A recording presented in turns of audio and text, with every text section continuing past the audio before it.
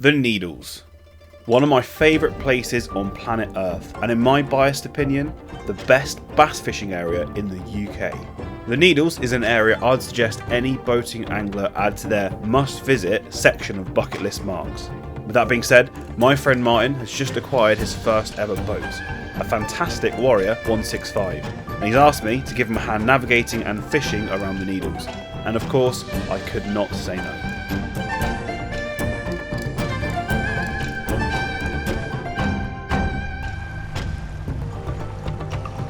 Well, good morning, welcome to another video, and welcome to a new to the channel boat. We're out on Martin's boat today. We're going to be doing a bit of lure fishing, a bit of bait fishing. Also got the pots with us as well, which we're going to be setting first thing. But let's get out there and see what we can do.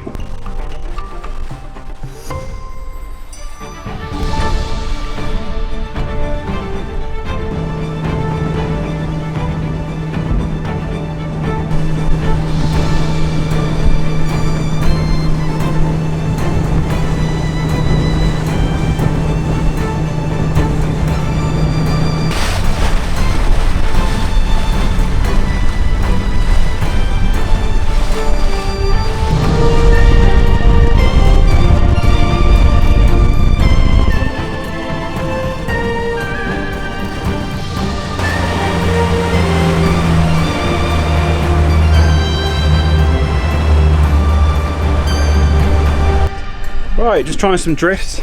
I've got a 30 whatever it is, the middle size Skerries Pro on at the moment, but I might pick up a little metal. I bought some really lovely, I really like using 60-gram metals at the moment, or have done actually for a year or two. Unfortunately I did lose a few in Falmouth on the reefs, with it being very snaggy of course around there, but since being back I did pick up some new ones. Some new jigs, some new metals, and some nice fun lures. Who needs an excuse to find one to pick up some new lures, eh? We're just over a bit of reef now, a big ledge, the one that we quite often fish at the start of any video, to be honest.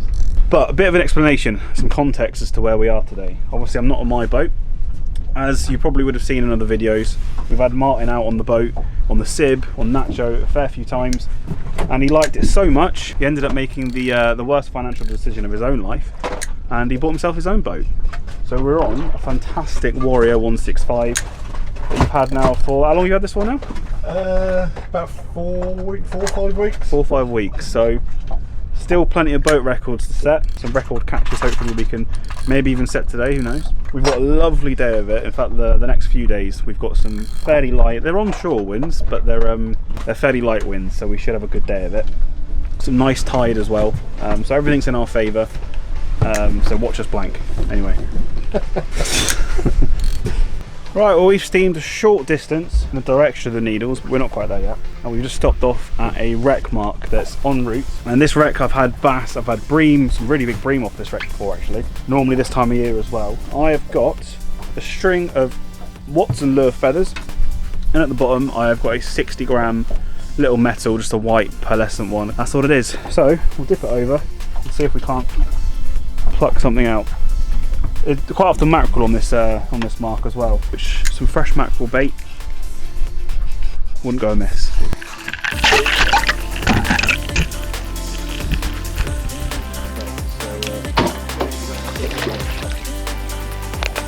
That'll do, bit of bait, exactly what we're after. First drift within seconds, mackerel on the boat.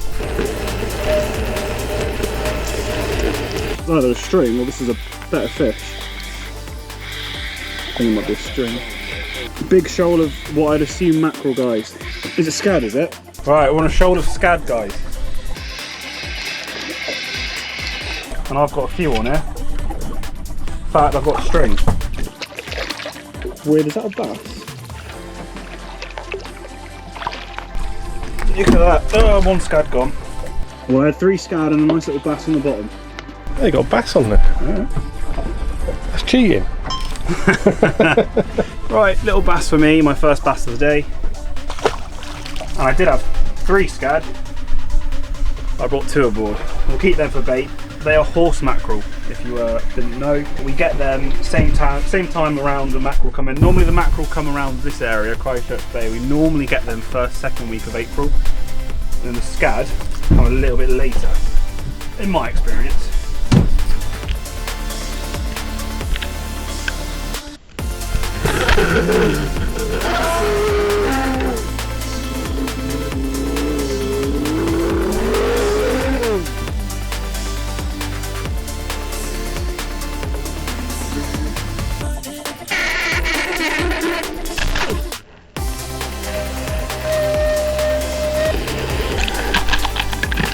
So guys, we're still drifting this same wreck, and there's a massive, the same shoal of I think scad and bass that we found earlier, directly below the boat. We can see them on the sounder. But the drift before this, I did snag my lure when I've got the underwater camera hooked up, so it was a little bit squeaky bum time, and I thought I might have lost the camera. Fortunately, I just lost the jig. Oh, hold on. You on?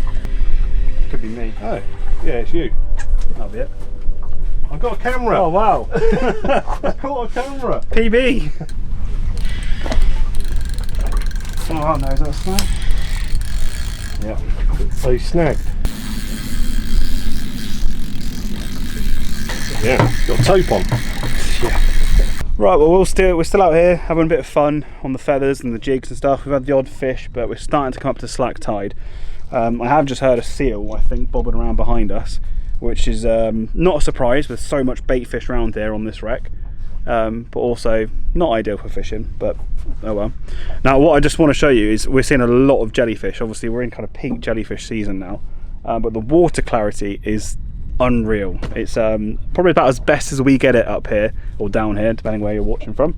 We don't get the clarity that you get in Cornwall, but this is about as good as it gets for us. Now I'll try and find a reference for you later so you can properly see it, but yeah, we've got flat calm seas, very little, I mean no swell at all actually out here, and yeah, good visibility. So a lovely day to be out on the water. Just hopefully we'll find some of these bigger fish. With some good fun had over the wrecks and fresh bait on board, we headed to the Needles to give Martin and his new boat their first glimpse of this magnificent coastline from down low.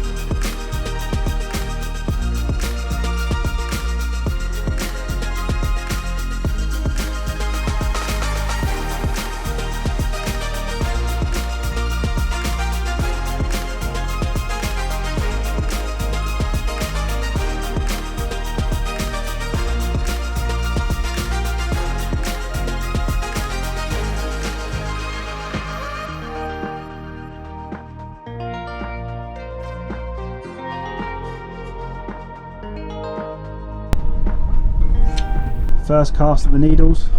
Make it a first fish, Martin. I'll try. I'll do my best. Good fish.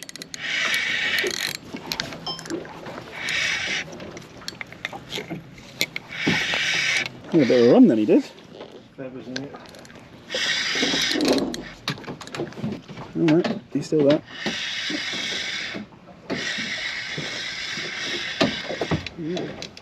Nice bass. No, he's not that big actually. We net him. It's in the net. Yeah, there we go. New net for you. Oh, there's fish everywhere. Look. Oh my god. Where's my rod? Right, well, we've been playing around the Needles and the kind of surrounding cliff and reef marks that we've got here in beautiful surroundings. And we've moved a little bit further along actually from the Needles though, onto a bit of a ledge that can sometimes fish well. First drop, another little bass. He fought a lot harder than I thought for his size. I thought he was quite a big fish, but he's still happy to see him. Another fish for the day. Well, a big old boat, as you can probably see off the stern of the boat over my shoulder, there. Well, I think it's kindly slowed down a little bit for us there, although he is turning. But you might see on the back there, he's got the channel markers, the big ones for the big shipping lanes and stuff, I assume, for the Solent and obviously the surrounding areas around the Isle of Wight. It's cool to see.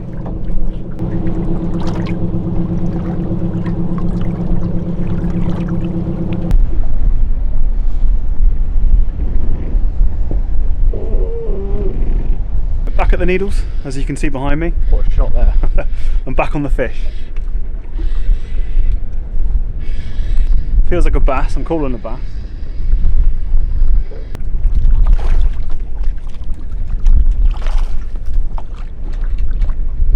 There he is. He's unhooked himself. Very polite. There you go. Needles in the background, bass in the foreground. Cannot beat it. Again, pretty typical of the stamp of fish that we've been having for the last few weeks really, and it's typical for this time of the year I suppose, but yeah, happy to be back on the fish. Just to talk a little bit about how I'm fishing this particular mark and this venue where I am. It does change quite a bit in terms of the depth. It goes from quite deep towards the Needles, and then it comes right up what's known as the bridge, and can cause that's a snag and I'm out. So if you don't pay attention, you get snagged, as I've just demonstrated there, on purpose of course. But what I typically tend to do is let the lure or the jig or whatever you're using right down to the bottom. I'm using at the moment a Western Sandy Andy 42 gram with a string of feathers above it. But let the lure go all the way down to the bottom. As soon as it hits the bottom, quickly come up and slowly wind it all the way up to, I don't know, 10 foot below you. That way you're working the whole water column up and down, and also by having that, by reeling in, you're getting that lure working, you're getting the little paddle tail flicking around or whatever it might be, which can quite often entice the bite. That first fish I had just a moment ago on this mark was actually on a metal, which I was working along the bottom. So I had felt the bottom and then just up one or two reels so I'm away from the snags, and then slowly jigging it down there. Whereas now I'm testing the whole water column whilst using a soft plastic. Hopefully also trying to avoid the snags. There we go. That is the lure of choice for now. We've had enough fun with our lures and jigs and feathers and all the stuff we've been doing for most of the day so far, and now we're going to try drifting some baits. So the targets here are ideally going to be taupe, maybe turbot if we're really lucky. We're on a big sandbank which we're basically drifting all the way down. We've got a very nice drift direction actually, so we'll get a nice drift line on it, and we're going to be just drifting mackerel, big mackerel fillets behind us with big old hooks. I think this is an 8/0 meat hook in there, which is a perfect hook for the type of fish that we're hoping to bump into.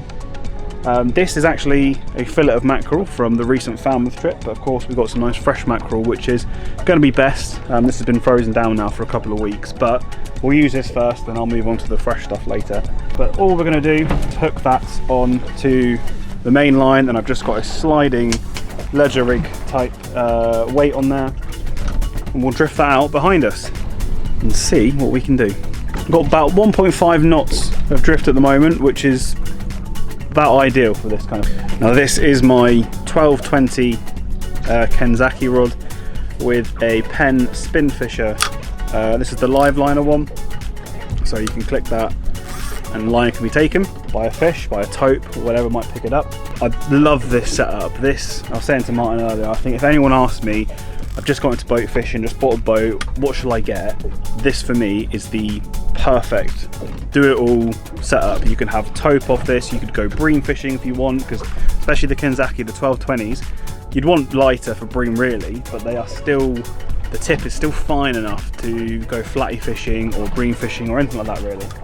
Not that you need a fine tip rod for bream fishing, they give an absolute slam of a bite, but you know what I mean. Lighter fishing they're still balanced for, but can still put up with a big taupe or something like that. Yeah, big fan of these.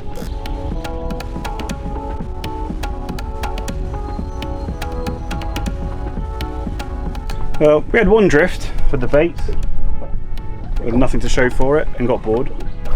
So we're now back on the first wreck that we fished at the start of today, which of course was very fruitful for us. Nothing big off of it, just the little scad and bass and mackerel, but it was good fun fishing.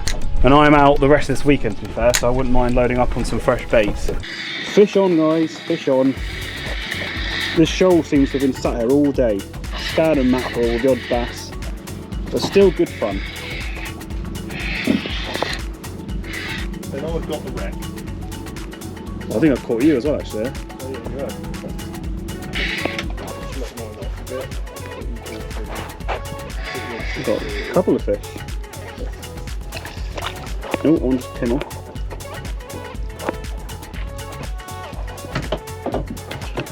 Easy one. Oh. Did that come off as well? Yeah. Oh. Right, well I had 2 fish on there, which I hope you saw on camera. But I lost them both at the side of the boat. It happens. Okay. I've got it on footage here, I promise. See, I'm busy catching fish. Martin's busy catching wrecks. Mine's bigger than yours. Can't argue with that. So you snagged it, yeah? Yeah, I did. There's like a ghost net down there or something. And I've lost 2 lures in it today. Yeah, I have, well, 2 of mine are in there as well. Oh no. Done it again? Yeah. Yeah, the same exact spot. The benefit though of him snagging and messing around with that is that he does anchor us right on top of the fish. So I'm dropping down. Another drift, guys, straight onto the fish.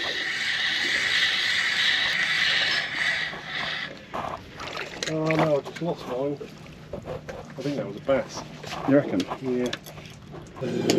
He's only little, he can go back. Yeah, absolutely smashed it. The fish are proper tight and close, aren't they? Yeah. You can see. So you kind of have to fish in the danger zone a little bit, but I thought I've been lucky to avoid it, and it's all been on you, but This is the joys of fishing wrecks. yeah. So to be honest, this place has done me well for years actually. It's my PB bream came off this wreck, just on plain feathers as well. I was like, what is this? In fact, I was on the way to the tote grounds, and then I just put some feathers down to have a go. And this big old clonking, I can't remember what it came in at, but massive bream. With the day drawing to a close, we decided to check the pot, only to find a man on a lilo hanging off the end of my pot buoy. Certainly a first for me.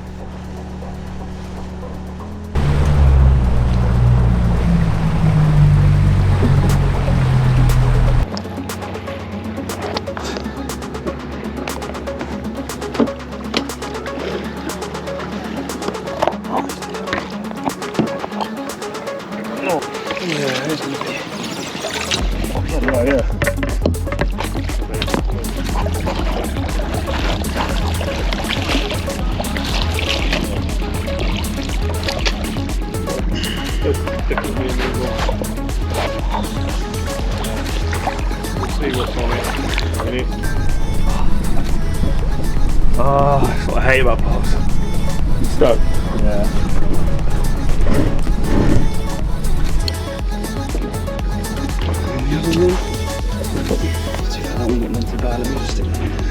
Right, one little velvet swimming crab. They have a velvet back shell, which is why they're called that. But that is not the target species, so you can go. We'll reset. They've rebaited the pots. We'll get them reset. Right. Please don't get stuck again.